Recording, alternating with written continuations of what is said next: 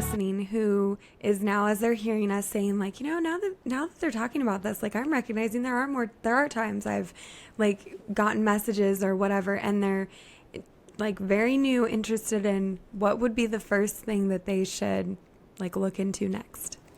Oh, that is such a good question. I think the first thing depends on who you are, right? So is it going to be starting to like for me, the first thing that I did was document everything. And I created a system right off the bat for me that right out of the gate of like I made, and again, this is very early grief, so I made it systematized that I could just use as a template. I made a matrix of like date of what happened, objectively what happened, subjectively, like for example, what emotions did I feel, who was with me, what happened at the time. And that was for me just to have some sort of solid footing underneath me to know that A, I wasn't imagining it, and B, if I see it on paper, like, okay, I can't just, poo-poo it away. In the moment, I documented what it was. It may be your first thing is journaling. It may be your first thing is leaning into meditation. It may be your first thing already is starting to look at what development opportunities are out there. And so I think then kind of looking at this in an umbrella kind of perspective, zooming out a little bit, I think the first thing to do is to take a deep breath, close your eyes if that's comfortable, and tell yourself, I believe you.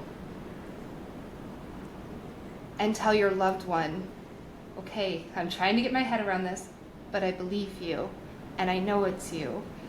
And even kind of shifting the narrative that we have with ourselves of, I'm crazy, this is crazy, it's just grief, I'm imagining it, how could this be, like I'm nuts, there's something really wrong with me, to shifting it and saying, no, this is real, I know it's real because I'm experiencing it. That kind of just shifts the energy around the experience.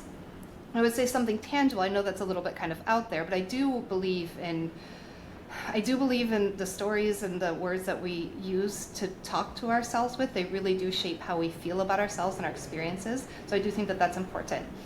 And then I would say, honestly, just get curious without any objective in mind.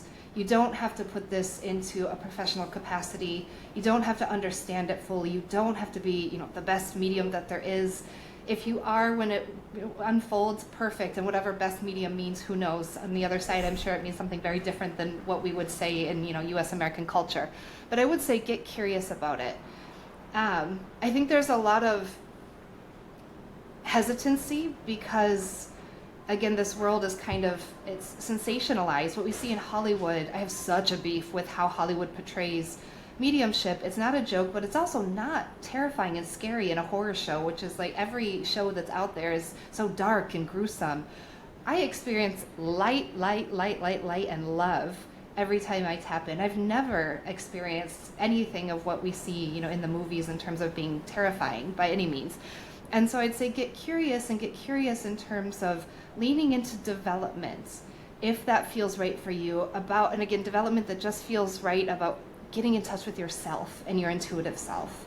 It could be books, it could be guided meditations, it could be meditative music, it could be somatic healing, but any kind of practice. And on my website, on my resources page, I list tons of places where I've studied mediumship and intuitive work, different kinds of like body up, somatic healing, which again helps the nervous system, that also helps open your spiritual side as well.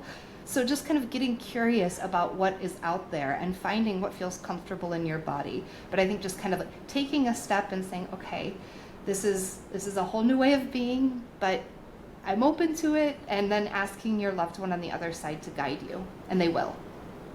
Yeah, I think that's beautiful. Like starting with just yourself and building up that trust and leaning into that guidance that you're getting, and then follow that wherever that takes you, even if it feels crazy.